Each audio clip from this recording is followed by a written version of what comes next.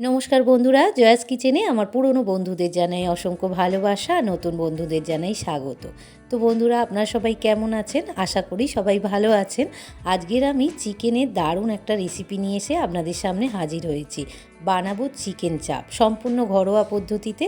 ভিডিওটা শেষ পর্যন্ত দেখার অনুরোধ রইল, আশা করি আপনাদের ভালো লাগবে। আমার বাড়িতে আজকের একটা ছোট্ট পার্টি আছে, তাই আমি একটু বেশি পরিমাণে চিকেন চাপটা বানাবো। আর এই প্রথম বানাচ্ছি বন্ধুরা। এই রকমভাবে আপনারা ঘরোয়া পদ্ধতিতে একবার অন্তত বাড়িতে বানিয়ে দেখবেন। তো চলুন শুরু করা যাক। চিকেন চাপ বানানোর জন্য এখানে আমি প্রায় 3 কেজির মতো চিকেন নিয়ে নিয়েছি। চিকেনের পিসগুলো একটু বড় বড় করে করা হয়েছে। চিকেনটাকে ভালো করে পরিষ্কার করে ধুয়ে আমি চুবড়িতে জল ঝরিয়ে নিয়েছি। এবারে আমি মাংসটা প্রথমে ম্যারিনেট করে নেব। তার জন্য এখানে পেঁয়াজ বাটা দিয়ে দিলাম। প্রথমে 5 থেকে 6টা পেঁয়াজ আমি মিক্সিতে পেস্ট করে রেখেছিলাম, সেটা দিয়ে দিলাম। এবারে দিয়ে দেব কাঁচা লঙ্কা, রসুন আর আদা বাটা একসঙ্গেই বেটে নিয়েছিলাম, সেটা দিয়ে দিলাম। এবারে দিয়ে দেব ঝাল লঙ্কার গুঁড়ো। এখানে বড় চামচের 2 চামচ আমি ঝাল লঙ্কার গুঁড়ো দিয়ে দিলাম। ঝালটা এবার আপনারা বুঝে দেবেন। আমার এখানে মাংসের পরিমাণটা বেশি আছে, তাই একটু বেশি করে দিলাম। দিয়ে দিলাম স্বাদ মতো লবণ, আর দিয়ে দিলাম কাশ্মীরি গুঁড়ো লঙ্কা। কাশ্মীরি গুঁড়ো লঙ্কাটা দিলে কালারটা খুব সুন্দর আসে, তাই আমি ছোট চামচের 2 চামচ কাশ্মীরি গুঁড়ো লঙ্কা দিয়ে দিলাম। এবারে দিয়ে দেব দুধের প্যাকেট। তো এখানে আমুল দুধ 10 টাকা দামের যে আমুল দুধের প্যাকেট পাওয়া যায়, সেই আমুল দুধের প্যাকেট আমি 2 প্যাকেট দিয়ে দিলাম। এবারে দিয়ে দেব চিনি। এখানে আমি বড় চামচের 1 চামচ চিনি দিয়ে দিলাম। চিনিটা দিলে রান্নার স্বাদটা আরও বেড়ে যায়। আর দিয়ে দেব ছাতু। এখানে আমি ছোট একটা কাঁচের বাটির 1 বাটি আমি ছাতু দিয়ে দিয়েছি। ছাতুর পরিমাণটা একটু বেশি আছে, যেহেতু মাংসের পরিমাণটা বেশি। এবারে দিয়ে দেব টক দই। এখানে আমি 200 গ্রামের মতো টক দই নিয়ে নিয়েছি, সেই টক দইটা দিয়ে দিলাম। এর থেকে বেশি দিলে আরও ভালো হয়। এবারে দিয়ে দেব বিরিয়ানির মশলা। এখানে একটা ছোট প্যাকেট আমি বিরিয়ানির মশলা নিয়ে নিয়েছি, সেটা দিয়ে দিলাম। এবারে দিয়ে দেব কেওড়া জল। এখানে 3 ছিপি কেওড়া জল আমি দিয়ে দেব।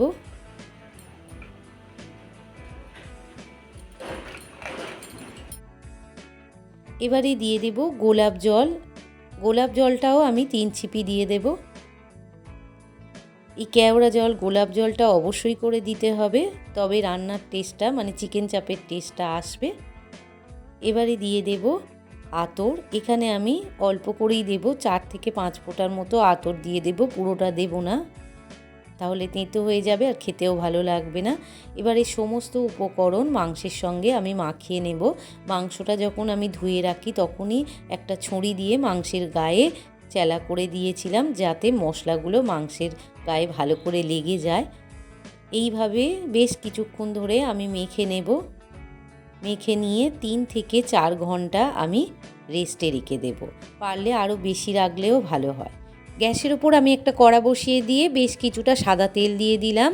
চিকেন চাপটা সাদা তেলেই করবেন বন্ধুরা। এবারে দিয়ে দিলাম বড় চামচের 1 চামচ ঘি। ম্যারিনেট করা মাংসটা আমি 4 ঘন্টা রেস্টে রেখে দিয়েছিলাম। এবার ঢাকাটা সরিয়ে নিয়েছি। সাদা তেল আর ঘিটা বেশ ভালো করে গরম করে নিয়েছি। এবারে মাংসগুলো ভেজে নেব।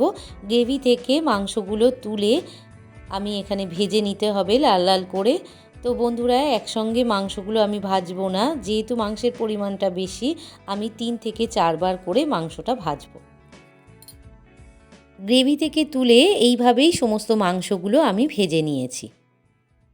ওই তেলের মধ্যে আমি গ্রেভিটা ঢেলে দিলাম, দিয়ে ভালো করে কষিয়ে নেব।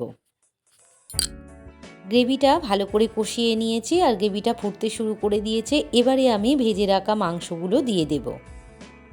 মাংসগুলো দিয়ে ভালো করে নাড়াচাড়া করে গ্যাসের ফ্লেমটাকে লো করে আমি 15 থেকে 20 মিনিট চাপা দিয়ে আমি এটাকে ফুটিয়ে নেব।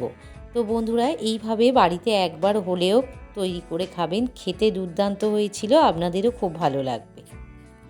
20 মিনিট আমি ফুটিয়ে নিয়েছি। দেখুন বন্ধুরা, ঢাকাটাও সরিয়ে দিয়েছি, কত সুন্দর কালারটা এসেছে আর মাংসগুলো খুব সুন্দর সেদ্ধ হয়ে গিয়েছে। তো বন্ধুরা, আমার এই রেসিপিটা আপনাদের কেমন লাগলো? যদি ভালো লেগে থাকে তাহলে আমার চ্যানেলটিকে লাইক আর অনেক অনেক করে শেয়ার করে দেবেন। আর আমার চ্যানেলে নতুন বন্ধু হয়ে থাকলে প্লিজ চ্যানেলটিকে সাবস্ক্রাইব করে পাশে থাকা বেল আইকনটি প্রেস করে দেবেন।